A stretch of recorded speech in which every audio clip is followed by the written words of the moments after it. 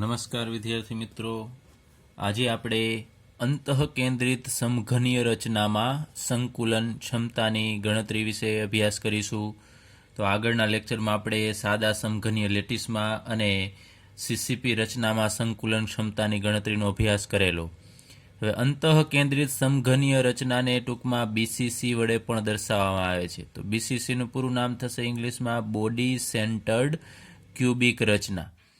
એટલે કે અંતઃકેન્દ્રમાં એક ઘટક કણ છે ગોઠવાયેલો હશે તો બીસીસી અથવા અંતઃકેન્દ્રિત સમઘન કેને કહેવાય કે એકમ કોષના દરેક ખૂણા પર તો કણ હાજર હશે જ, અણુ પરમાણુ અથવા તો આયન હશે.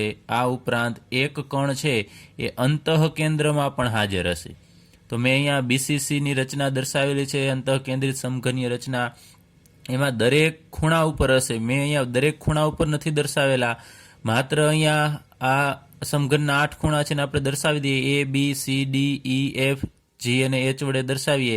એમાં A ખૂણો અને F ખૂણો જે આ સમઘનની પાછળ અહીંયા તળિયે છે એ બે ખૂણા ઉપરના પરમાણુ દર્શાવેલા છે, કણ દર્શાવેલા છે. અને આ જે વચ્ચે રહેલો છે એ ફલકમાં નથી. આ જે ગોળો છે એ અંતઃકેન્દ્રમાં આવેલો છે. અંતઃકેન્દ્રમાં રહેલ આ ગોળો અથવા તો કણ હાજર છે. એટલે 3 છે આમ સીધી લીટીમાં છે. એનો મતલબ આને આ ફલકની મધ્યમાં ગણવાનું નથી, કારણ કે ફલકમાં તો હશે જ નહીં, કારણ કે આ અંતઃકેન્દ્રિત સમઘનીય રચના છે તો એમાં ફલકમાં હાજર નથી હોતો, અંતઃકેન્દ્રમાં. એટલે વિચારવાનું છે તમારે આ ખૂણા ઉપર આપણી તરફનો છે એ ખૂણો અને આ પાછળની તરફ નીચેનો ખૂણો છે, એના બે પરમાણુ અહીંયા દર્શાવેલા છે ને એક વચ્ચે. પરંતુ આ 3 જે પરમાણુ જે કણ છે એ એકબીજા સાથે જોડાયેલા છે, અડકેલા છે, તમે જોઈ શકો છો આમાં. તો અહીંયા આપણે હવે એક રચના કરી. અહીંયા જુદા જુદા ત્રિકોણ બને છે. એમાં આપણે એક સૌપ્રથમ આપણે લઈએ કે આ જે આ સમઘન છે એની ધારની લંબાઈ છે ને એને આપણે એ ધારી લઈએ. ચલો ધારો કે ધારની લંબાઈ બરાબર એ છે. ત્યારબાદ ગોળાની ત્રિજ્યા પણ અહીંયા આપણે લીધેલી છે. માનો કે આ એનું કેન્દ્ર અને આનું કેન્દ્ર તો છે જ, તો આ ત્રિજ્યાને આપણે આર વડે દર્શાવીશું. એટલે લખીએ ગોળાની ત્રિજ્યા ને આપણે આર વડે દર્શાવીએ. હવે અહીંયા આપણે શું કરવાનું છે તમને ખ્યાલ છે, આગળના લેક્ચરમાં આપણે અભ્યાસ કરેલો સંકુલન ક્ષમતા માટે આપણે સૌપ્રથમ આ જે એકમ કોષ છે એનું કદ મેળવવું પડશે. એના માટે આપણે આ એ લંબાઈ કેટલી છે એ મેળવવાની છે. એટલે એનો સંબંધ આપણે અહીંયા ત્રિજ્યા સાથે મેળવવાનો છે, એટલે કે આર સાથે મેળવવાનો છે. તો હવે આપણે અહીંયા જુદા જુદા બે ત્રિકોણની રચના કરીએ. એમાં સૌપ્રથમ લઈએ EFD ત્રિકોણ. ત્રિકોણ EFD એટલે આ ત્રિકોણની વાત કરીએ છીએ ત્યારે આપણે ત્રિકોણ EFD ને આપણે આ રીતે હાઇલાઇટ કરીએ. એટલે આ ત્રિકોણ છે એમાં આ લંબાઈ તો એ છે, પછી આ E અને F એની લંબાઈ પણ એ જ થશે, કારણ કે એ સમઘનની અહીંયા બાજુ છે. પરંતુ આ F અને D છે એ આ ત્રિકોણનો વિકર્ણ થશે, તો એની લંબાઈ અલગ હશે. આ બંને બાજુથી એની લંબાઈ અલગ હશે, તો આને આપણે અલગ નામ આપીએ, અહીંયા B દર્શાવીએ. આની લંબાઈ જે હશે એને આપણે B વડે દર્શાવીએ. તો આ ત્રિકોણ છે એમાં આપણે B લંબાઈ કેટલી છે આપણને ખબર નથી. આ બે તો ખબર છે, આપણે ધારી લીધું છે એ છે, અને એ બધી ધાર છે એની લંબાઈ સરખી જ હશે. તો આ ત્રિકોણમાં અહીંયા આ કાટખૂણો થશે, તો એનો આ વિકર્ણ, તો વિકર્ણ છે કાટખૂણાની સામેની બાજુ, એનો આપણે વર્ગ કરીએ એટલે એ કઈ થશે, FD બાજુ થશે. એટલે FD નો વર્ગ બરાબર એ કેટલો હશે, એની આ બંને જે કાટખૂણો બનાવે છે બે બાજુ છે એ બંને બાજુનો વર્ગ કરવાનો. એટલે EF નો વર્ગ અને પ્લસ અહીંયા ED નો વર્ગ. ચલો આ બે બાજુ છે એનો આપણે વર્ગ કરવાનો થશે. હવે અહીંયા FD તરીકે આપણે શું લીધેલું છે એને B કહીએ છીએ, તો અહીંયા દર્શાવી દઈએ અહીંયા B² બરાબર અહીંયા EF એટલે A છે એટલે A² પ્લસ અહીંયા ED એટલે A અને એનો સ્ક્વેર, તો B² બરાબર આપણને મળશે A² પ્લસ A² એટલે 2A². ત્યારબાદ અહીંયા આપણે વર્ગ કાઢવો છે, તો આ બાજુથી વર્ગ કાઢીએ સામે આપણે વર્ગમૂળ લેવું પડશે. તો અહીંયા B બરાબર એ 2નું વર્ગમૂળ થશે √2 અને A વર્ગનું વર્ગમૂળ થશે A. તો તો બી બરાબર આપણને √2a મળે છે. ચલો ત્યારબાદ હવે આપણે બીજો ત્રિકોણ લઈએ. આમાં બને છે આ ત્રિકોણ AFD. આ ત્રિકોણ છે એમાં આપણે આ ખૂણો છે એ કાટકોણ ત્રિકોણ હશે. આ બાજુ છે A અને F, એને આપણે નામ આપી દઈએ. જેમ આને આપણે બી નામ આપેલું એ જ રીતે આ જે લંબાઈ છે A થી F સુધીનું એને આપણે C લંબાઈ કહી દઈએ. અહીંયાથી આટલું અંતર છે તો અહીંયા આપણે એક દર્શાવી દઈએ કે આ R છે. અહીંયાથી આ જે પહેલો પરમાણુ છે અથવા ગોળો છે એની ત્રિજ્યા આટલી થશે R. એ જ રીતે આ વચ્ચેનો જે ગોળો છે મધ્યમાં એની અહીંયાથી આટલી ત્રિજ્યાને આપણે અહીંયા R વડે દર્શાવીએ. એ જ રીતે એના કેન્દ્રથી આ બાજુનો ભાગ એટલે R થશે 2 ત્રિજ્યા, એટલે બંને ભેગી થઈને વ્યાસ આપશે. એ જ રીતે આ ખૂણા ઉપરનો પરમાણુ છે એની ત્રિજ્યા છે એ R જેટલી જ હશે. એટલે દરેક અહીંયા આ ગોળા જોડાયેલા છે તો આપણે કહી શકાય કે આ લંબાઈ છે એને આપણે C કહીએ છીએ. તો C બરાબર કેટલા R થશે? તો 1, 2, 3 અને 4 R થશે. હવે આપણે સૌપ્રથમ આ ત્રિકોણની વાત કરીએ. ફરીથી જોજો કયો ત્રિકોણ છે. આ ત્રિકોણ ADF અથવા તો AFD. ચલો આ ત્રિકોણની આપણે વાત કરીએ છીએ અને એમાં આપણે આ C ની લંબાઈ છે એ મેળવવાની છે. તો લખીએ ત્રિકોણ AFD માં આપણે આ લંબાઈ મેળવી છે. A થી F સુધીનું અંતર આપણે ધારી લીધું છે C. એટલે સૌપ્રથમ લખીએ આ વિકર્ણ થશે AF એનો વર્ગ કેના જેટલો થશે? તો આ ત્રિકોણની આ કાટખૂણો રચતી બે બાજુ છે એ FD એનો સ્ક્વેર પ્લસ આ બીજી બાજુ AD નો સ્ક્વેર. ચલો AF એટલે કેટલી લંબાઈ એને આપણે C કહીએ છીએ તો અહીંયા લખીએ C સ્ક્વેર બરાબર FD. તો F અને D એને આપણે B કહેલું એટલે અહીંયા B સ્ક્વેર પ્લસ AD. તો AD લંબાઈ છે એ જેટલી હશે કારણ કે બધી ધારને આપણે A કહીએ છીએ તો અહીંયા A સ્ક્વેર થશે.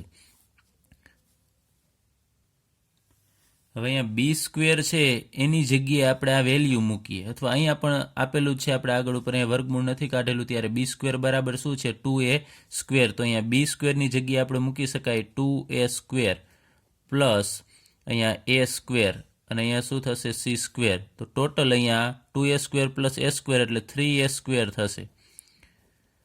અને અહીંયા આપણે વર્ગમૂળ કાઢીએ તો C બરાબર √3A થશે. હવે આપણે લઈએ અંતઃવિકર્ણ આ AF એટલે કે C આપણે કહીએ છીએ ને. તો અંતઃવિકર્ણની લંબાઈ કેટલી થશે? અંતઃવિકર્ણ જેને આપણે આમ દર્શાવવું હોય તો AF લખીએ. AF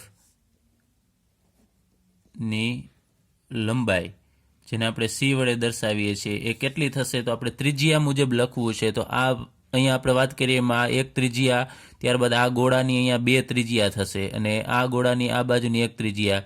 એટલે A થી F સુધીમાં 4 ત્રિજ્યા આવે છે. તો C નું અંતર કેટલું થશે?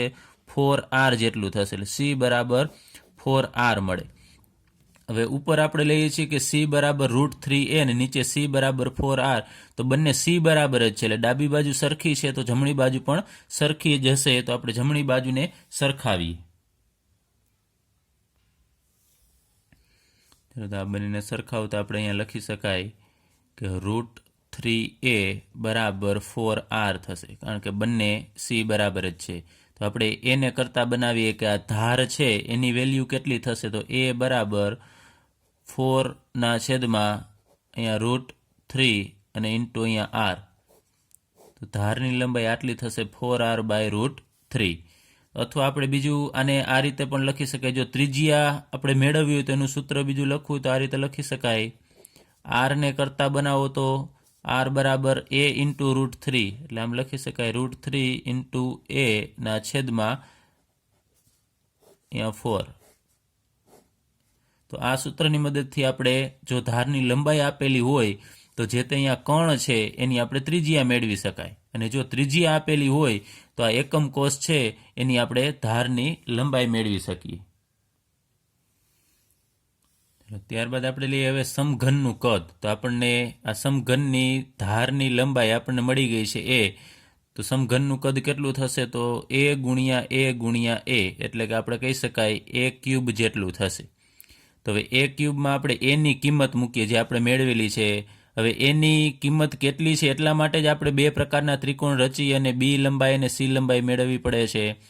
આની કિંમત મૂકીએ એની જગ્યાએ 4r/√3 એનો ક્યુબ એટલે સમઘનનું કદ મળી ગયું છે આપણને. જે પેકિંગ ક્ષમતામાં જરૂર પડે છે છેદમાં એકમ કોષનું કદ એ જ આ સમઘનનું કદ થશે. એ આપણે મૂકી દેવાનું થશે. હવે ત્યારબાદ આપણે લખીએ અંતઃકેન્દ્રિત સમઘનીય એકમ કોષ હશે એની અંદર એક એકમ કોષમાં પરમાણુની સંખ્યા કેટલી હોય, અથવા કણ છે અથવા ગોળા છે કેટલા હશે. આપણે લખીએ બીસીસી એટલે કે અંતઃકેન્દ્રિત એકમ કોષમાં રચનામાં એક એકમ કોષમાં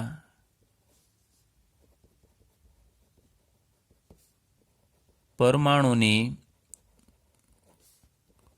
કુલ સંખ્યા કેટલી હોય છે. તો આપણને ખ્યાલ છે, અહીંયા હું થોડું સાદુરૂપ આપીને બતાવું છું. ખૂણા પરના દરેક પરમાણુ છે એમાંથી એક પરમાણુ બનશે 1/8 × 8 અને પ્લસ બીજો એક અંતઃ કેન્દ્રમાં વચ્ચે જે આકૃતિમાં તમે જોઈ શકશો કે વચ્ચે એક પરમાણુ રહેલો છે એ સંપૂર્ણ એનો જ છે, કેમ કે ભાગ નથી પડતા. તો ટોટલ 1 + 1 એટલે 2 થશે. એટલે બે પરમાણુ થશે બીસીસી રચનામાં એક એકમ કોષમાં. હવે આપણે એનું કદ મેળવવું છે કે બીસીસી રચનામાં જે એક એકમ કોષમાં જેટલા પરમાણુ છે એનું કદ કેટલું થશે. તો આપણે લખીએ બીસીસી રચનામાં એકમ કોષમાં હવે લખીએ પરમાણુનું કદ બરાબર 2 ગુણ્યા હવે એક પરમાણુનું કદ છે એ 4/3 પાયર ક્યુબ થશે. તો 2 નું થશે 2 ગુણ્યા 4/3 પાયર ક્યુબ. ચલો હવે આપણે સૂત્ર લખીએ પેકિંગ ક્ષમતાનું. પેકિંગ ક્ષમતા અથવા તો આપણે સંકુલન ક્ષમતા પણ આને કહી શકાય. બરાબર ઉપર આવશે એકમ કોષમાં કેટલા પરમાણુ છે ને એનું કદ. આપણે લખીએ એકમ કોષમાં, અહીંયા બીસીસી એકમ કોષ છે તો એકમ કોષમાં 2 પરમાણુ હોય છે જે આપણે અહીંયા મેળવ્યા છે. તો 2 ગોળાઓનું કુલ કદ એ આપણે અંશમાં લખીશું અને છેદમાં લખવાનું થશે જે એકમ કોષ આપણે મેળવ્યું એનું કદ. એટલે એકમ કોષનું કુલ કદ એને ગુણ્યા 100. હવે 2 ગોળા વડે રોકાયેલું કદ આપણે અહીંયા મેળવ્યું પરમાણુનું કદ છે એ કેટલું છે? તો 2 ગોળા વડે રોકાયેલું કદ એટલે 2 ગુણ્યા 4/3 પાયર ક્યુબ એના છેદમાં એકમ કોષનું કુલ કદ એટલે સમઘનનું કદ. તો એ આપણને મળે છે 4r/√3 એનો ક્યુબ અને એને ગુણ્યા આપણે કરવાનું થશે અહીંયા અંશમાં 100. ચલો આનું આપણે થોડું સાદુરૂપ આપીએ તો અહીંયા 4 દુને 8 થશે. 8/3 પાયર ક્યુબ એના છેદમાં અહીંયા 4નો ઘન છે એટલે 64 થશે. પછી r છે એનો પણ ઘન કરવાનો છે એટલે અહીંયા r³ અને એના છેદમાં √3 છે એનો પણ ઘન કરીશું એટલે આપણને મળશે 3√3 એને ગુણ્યા 100. ત્યારબાદ અહીંયા r³ છે એ કેન્સલ થશે અને પાઈની કિંમત મૂકી અને આપણે સાદુરૂપ આપીશું તો આપણને જવાબ મળશે 68%. તો બીસીસી રચના છે એની પેકિંગ એટલે કે સંકુલન ક્ષમતા 68% થશે.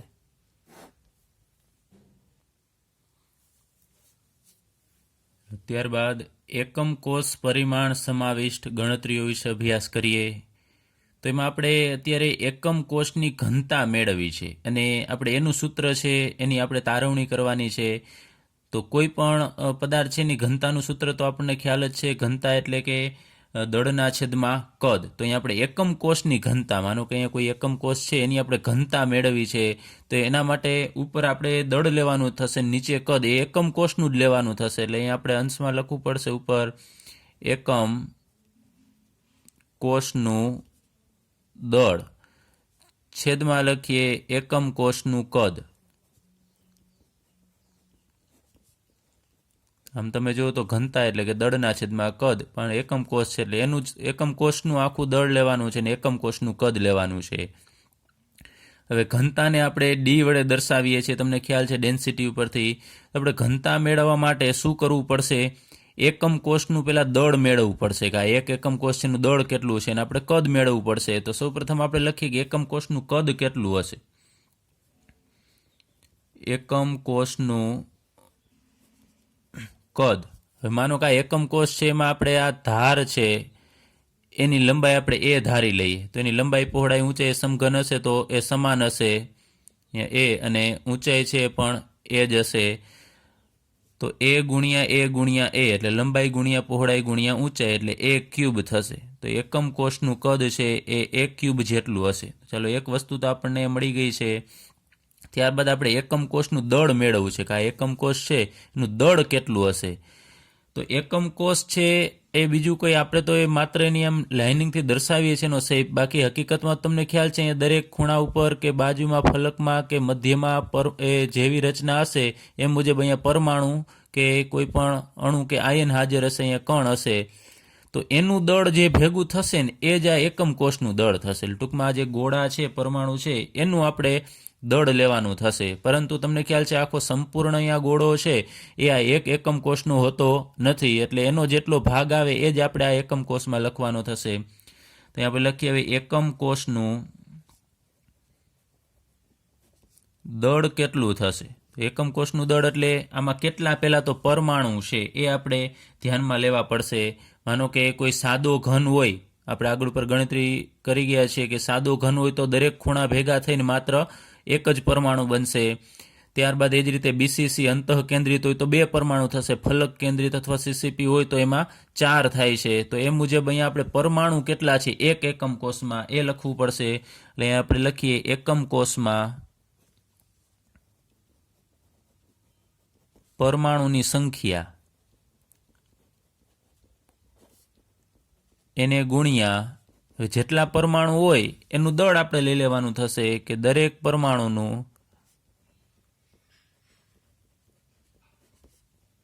દળ એ બંનેનો આપણે ગુણાકાર કરવાનો થશે. ચલો અહીંયા એકમ કોષમાં પરમાણુની સંખ્યા એટલે એક એકમ કોષ આ સૂચવે છે. તો એક એકમ કોષમાં પરમાણુની સંખ્યાને આપણે સિમ્બોલ વડે દર્શાવીએ તેને આપણે ઝેડ વડે દર્શાવીએ. ઝેડ એને ગુણ્યા અહીંયા દરેક પરમાણુનું દળ, તો પરમાણુના દળને આપણે સ્મોલ એમ વડે દર્શાવીએ. એટલે હું લખતો નથી, તમને ખ્યાલ આવી જવો જોઈએ કે ઝેડ શું દર્શાવે છે એક એકમ કોષમાં પરમાણુની સંખ્યા, અને સ્મોલ એમ શું દર્શાવે છે દરેક પરમાણુનું જે અહીંયા પરમાણુ હશે એનું દળ લેવાનું થશે. એટલે ઝેડ ગુણ્યા એમ થશે. એટલે એકમ કોષનું દળ આપણને મળી ગયું છે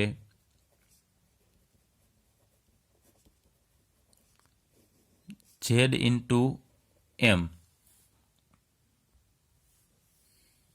હવે એકમ કોષમાં જે પરમાણુ છે આ દરેક પરમાણુનું દળ એ આપણે લખીએ એકમ કોષમાં પરમાણુનું દળ છે કેટલું હશે. તો દળને આપણે સ્મોલ એમ વડે દર્શાવીએ છીએ. કેટલું હશે તો એમ એટલે કેપિટલ એમ એટલે આપણને મોલર દળ સૂચવે છે. એના છેદમાં આપણે એન એ લખીએ. હવે એન એ શું છે તો એવોગેડ્રો આંક છે 6.022 ગુણ્યા 10⁻23 અને એમ છે મોલર દળ સૂચવે છે. તો અહીંયા હું લખી નાખું છું કે જ્યાં એમ બરાબર મોલર દળ અને એન એ બરાબર એવોગેડ્રો આંક. હવે આ સૂત્ર છે કઈ રીતે મળે છે તો તમને ખ્યાલ છે મોલર દળ એટલે 1 મોલ પદાર્થનું દળ, અને 1 મોલમાં અણુની સંખ્યા કેટલી હશે તો એવોગેડ્રો આંક જેટલી. તો અહીંયા હું આમ લખું છું એન એનું દળ એટલે કે એવોગેડ્રો આંક જેટલા પરમાણુ 6.022 ગુણ્યા 10⁻23 જેટલા પરમાણુનું દળ, એટલે એને એટલે હવે ખ્યાલ આવી જવો જોઈએ 6.022 ગુણ્યા 10⁻23 પરમાણુ ભેગા થશે એટલે એ શું થશે 1 મોલ થશે. તો એનું દળ કેના જેટલું હશે તો એના મોલર દળ જેટલું એટલે કે એમ જેટલું, અને આપણે લખીએ મોલર દળ. તો આપણે હવે એક પરમાણુનું દળ છે એ મેળવવું છે. તો અહીં આપણે લખીએ તો એક પરમાણુનું દળ જેને આપણે સ્મોલ એમ વડે દર્શાવીએ તો એ કેટલું હશે. તો એમ ને આપણે અહીંયા કરતા બનાવીએ એમને તો અહીંયા એમના છેદમાં અહીંયા આપણે NA લખવું પડશે. એટલે અહીંયા જે છે એ એકલ પરમાણુનું દળ છે. ખાસ યાદ રાખજો, અહીંયા જેટલા પરમાણુ હશે એમાંથી એક પરમાણુનું દળ કેટલું થશે તો એના મોલર દળના છેદમાં એવોગેડ્રો આંક જેટલું. હવે આપણે આ સૂત્ર છે એની અંદર આ બધી કિંમત મૂકીએ. આપણે એક લખીએ કે ઘનતાને આપણે D વડે દર્શાવીશું ડેન્સિટી ઉપરથી, અને આ ધારની લંબાઈ પણ આપણને મળી જશે. હવે પ્રયોગ કરીને મેળવવાની થશે. એક્સ કિરણ વિવર્તનની મદદથી આપણને આ ધાર, એકમ કોષની જે ધાર છે એની લંબાઈ કેટલી છે એ આપણને મળી જશે. આપણે આ સૂત્ર છે ફરીથી લખીએ. એકમ કોષની ઘનતા, ચાલો હું ડાયરેક્ટ જ લખું છું, ઘનતા એટલે D બરાબર એકમ કોષનું દળ કેટલું છે તો અહીં એકમ કોષનું દળ એટલે Z ઇન્ટુ M છેદમાં એકમ કોષનું કદ જે આપણે અહીંયા મેળવ્યું છે A ક્યુબ. ચલો આવું સૂત્ર મળશે. આની અંદર આપણે કિંમત મૂકીએ છીએ. એટલે હવે આ સૂત્રની અંદર M છે એટલે એકલ પરમાણુનું અહીંયા દળ છે એની આપણે કિંમત મૂકીએ આ સૂત્રમાંથી. તો સ્મોલ m બરાબર શું છે? કેપિટલ M ના છેદમાં NA. તો આપણે આમ લખી શકાય. તેથી આમ D બરાબર Z ઇન્ટુ M ની જગ્યાએ અહીંયા કેપિટલ M અને એના છેદમાં અહીંયા A ક્યુબ તો હતો જ, અને આ NA એવોગેડ્રો આંક છે અહીંયા છેદમાં આવશે. તો આ સૂત્રની મદદથી આપણે ઘનતા છે એકમ કોષની મેળવી શકીએ છીએ. તો ઘનતા બરાબર Z ઇન્ટુ M. ફરીથી કહું છું, Z શું છે તો એક એકમ કોષની અંદર કેટલા પરમાણુ છે એની સંખ્યા છે. M છે એ મોલર દળ છે. A ક્યુબ એટલે એકમ કોષનું કદ, માત્ર એ આપણે કહીએ તો એ ધારની લંબાઈ છે એકમ કોષના, અને NA એટલે એવોગેડ્રો આંક છે. તો આમાં તમે જુઓ છો કેટલા પ્રાંચલો છે તો 1 2 3 4 અને 5 છે. તો 5 માંથી જો આપણને કોઈ પણ 4 વેલ્યુ ખ્યાલ હોય તો આપણે 5મી વેલ્યુ છે મેળવી શકીએ છીએ. તો આ સૂત્ર છે આપણે ખાસ યાદ રાખવાનું છે. આ સૂત્રની મદદથી આપણે આગળ ઉપર દાખલા ગણીશું. ચલો હવે આપણે પાઠ્યપુસ્તકના આપેલા કોયડા ગણીએ. એમાં સૌપ્રથમ કોયડો 1.3 જેની રકમ મેં આ શોર્ટમાં લખેલી છે. એમાં એક તત્વ છે એની રચના અંતઃકેન્દ્રિત સમઘનીય એટલે કે BCC રચના છે, અને એના એકમ કોષની ધારની લંબાઈ 288 પાઇકોમીટર છે. તત્વની ઘનતા, એ જે તત્વ આપેલું છે આપણને કીધું નથી કયો તત્વ છે, એ તત્વની ઘનતા છે એ D બરાબર 7.2 ગ્રામ પ્રતિ સેન્ટીમીટર ક્યુબ છે. તો એ જે તત્વ હશે એના 208 ગ્રામ આપણે લેવાના છે, અને એની અંદર કેટલા પરમાણુ હશે એ આપણે કહેવાના છે. તો ટૂંકમાં તત્વના 208 ગ્રામની અંદર કેટલા પરમાણુ છે એની સંખ્યા આપણે ગણવાની થશે. તો સૌપ્રથમ અહીંયા કોષની ધાર છે 288 પાઇકોમીટર, એને આપણે મીટરમાં કન્વર્ટ કરીએ એટલે પાઇકો અહીંયાથી કાઢીશું તો અહીંયા 10⁻12 ઘાત આવશે.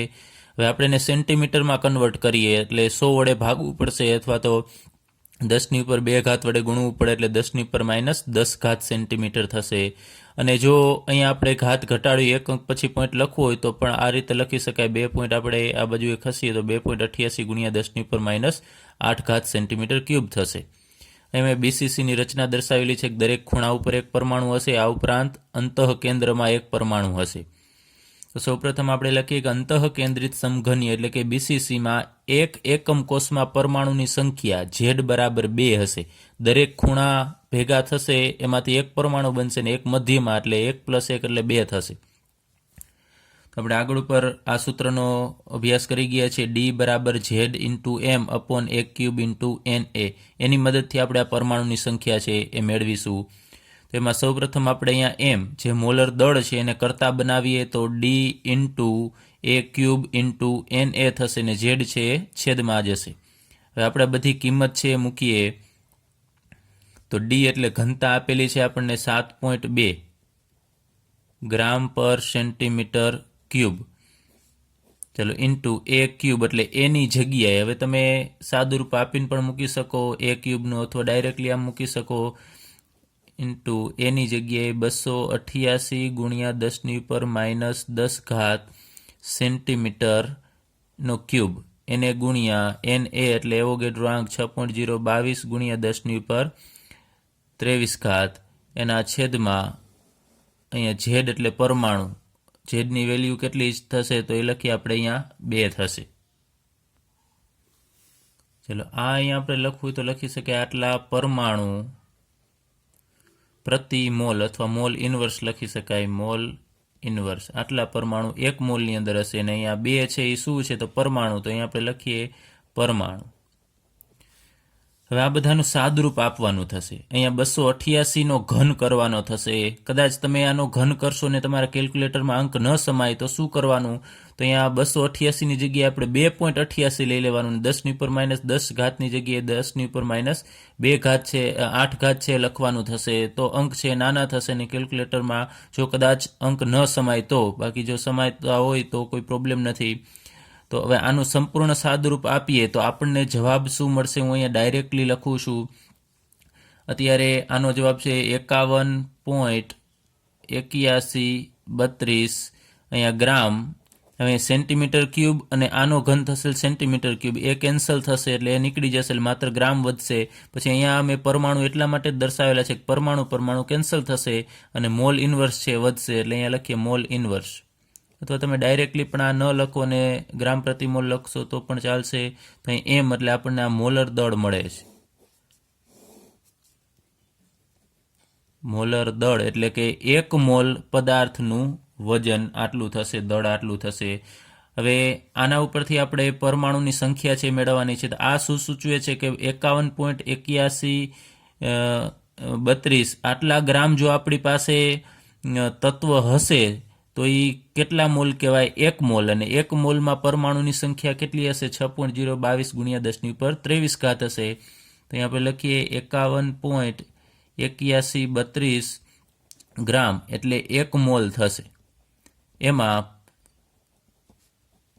6.022 × 10⁻23 ઘાત પરમાણુ હાજર હોય. તો આપણને કેટલા ગ્રામ કીધા છે રકમમાં, 208 ગ્રામ તત્વ. તો અહીંયા લખવાનું થશે 208 ગ્રામ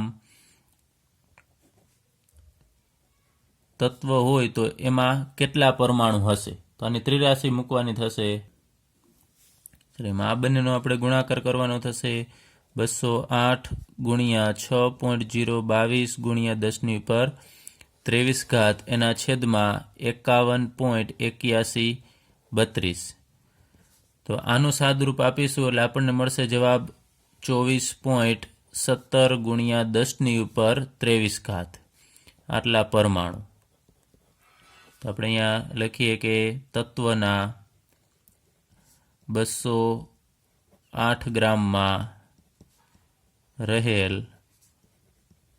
પરમાણુની સંખ્યા આટલી હશે. તો આપણને ટેક્સ્ટ બુકમાં પણ આ કોયડો આપેલો છે, એમાં રીત થોડી અલગ છે, એ રીતથી પણ તમે કરી શકો અને આ રીતથી પણ કરી શકો. ત્યારબાદ પાઠ્યપુસ્તકનો કોયડો 1.4 એની રકમ મેં શોર્ટમાં લખેલી છે. એમાં આપણને કીધું છે કે એક્સ કિરણ વિવર્તનની મદદથી આપણને ખ્યાલ આવે છે કે જે કોપરનો સ્ફટિક છે એ એફસીસી રચનામાં કન્વર્ટ થાય છે, સ્ફટિકીકરણ પામે છે. એટલે કે અહીંયા સ્ફટિક રચના આપેલી છે એફસીસી એટલે કે ફલક કેન્દ્રિત ક્યુબ આપેલો છે. એના ધારની લંબાઈ છે એ બરાબર 3.608 × 10⁻8 સેન્ટીમીટર છે. આ ઉપરાંત કોપરની ઘનતા આપેલી છે ડી બરાબર લખી શકાય 8.92 ગ્રામ પ્રતિ સેન્ટીમીટર ક્યુબ. તો કોપરના પરમાણુનું દળ ગણવાનું છે, એટલે કે આપણે પરમાણુય દળ છે એ ગણીશું. તો એ સૌ પ્રથમ લખીએ એફસીસી લેટિસમાં 1 એકમ કોષમાં પરમાણુની સંખ્યા ઝેડ બરાબર કેટલી થશે, 4 થશે. તો આપણે સૂત્ર છે એ આગળ ઉપર લખેલું એ ફરીથી અહીંયા લખીએ. હું ડાયરેક્ટલી આમ સૂત્ર લખું છું, એમને કરતાં બનાવીએ તો એમ બરાબર D into NA into A cube એના છેદમાં ઝેડ.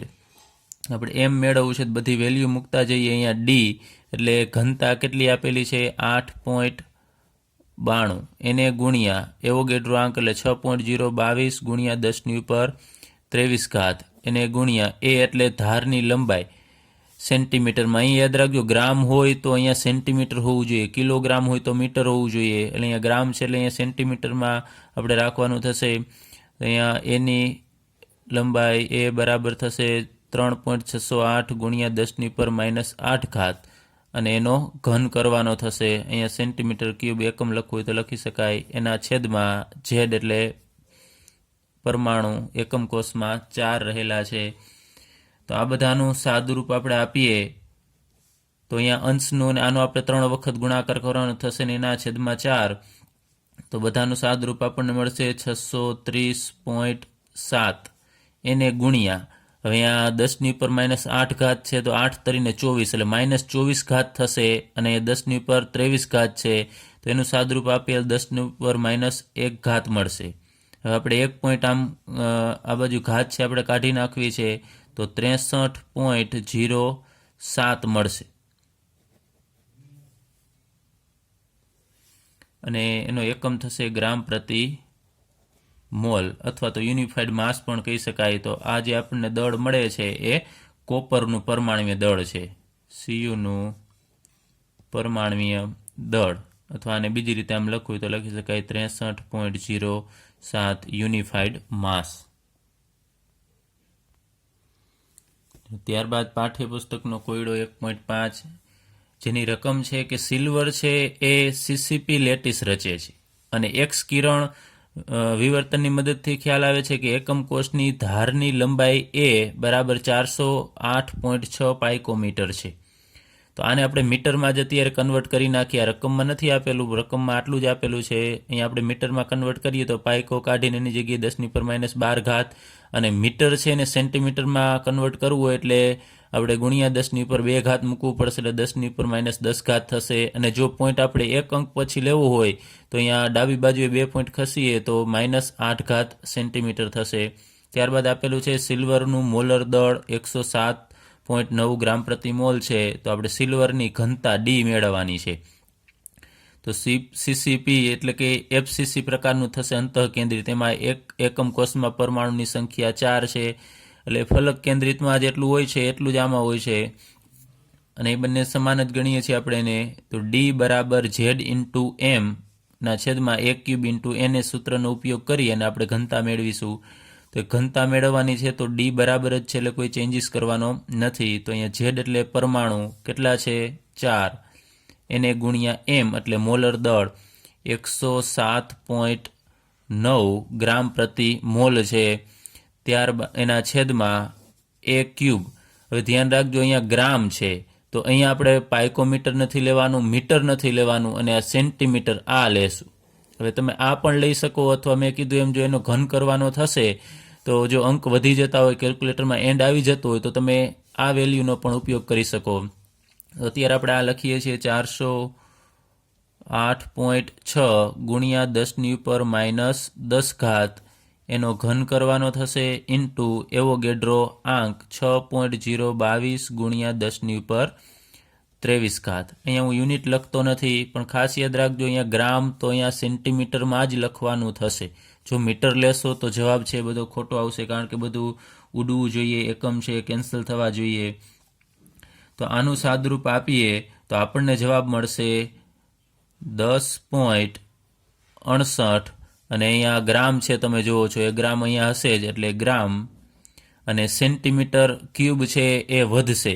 અહીંયા ગ્રામ પ્રતિ મોલ છે અને આનો જે પ્રતિ મોલ અહીંયા લખી શકાય પરમાણુ અહીંયા પ્રતિ મોલ, તો એ પ્રતિ મોલ છે એ અને આનો મોલ એ કેન્સલ થશે તો પાછળ 1 સેન્ટીમીટર ક્યુબ અહીંયા જે છેદમાં છે એ જ વધશે અને એ સેન્ટીમીટર ક્યુબ આમ -3 લખવાનું થશે. તો અહીં ડી એટલે ઘનતા. તો સિલ્વરની ઘનતા આપણને આટલી મળશે 10.68 ગ્રામ પ્રતિ સેન્ટીમીટર ક્યુબ. તો આ દાખલાની અંદર એકમ અગત્યના છે એ ખાસ ધ્યાન રાખજો નહીતર જવાબ છે ખોટો આવશે. તો અહીંયા હું લખી નાખું છું તમને સમજાય એટલા માટે. અહીંયા ગ્રામ પ્રતિ મોલ અહીંયા સેન્ટીમીટર, જો અહીંયા તમે મીટર મૂકશો તો પછી અહીં મીટર આવે ને પછી કિલોગ્રામમાં જો અમુક તમને ટેક્સ્ટબુકમાં કિલોગ્રામ પણ આપેલું છે તો અહીંયા જો ગ્રામ લેશો ને અહીંયા સેન્ટીમીટર લેશો તો તમને ડાયરેક્ટલી આ જવાબ મળશે. અહીંયા પણ આપણે પ્રતિમોલ લખીએ એટલે પ્રતિમોલ કેન્સલ થશે અને ગ્રામ સેન્ટીમીટર અહીંયા 3 છે એ ઉપર જશે તો -3 થશે.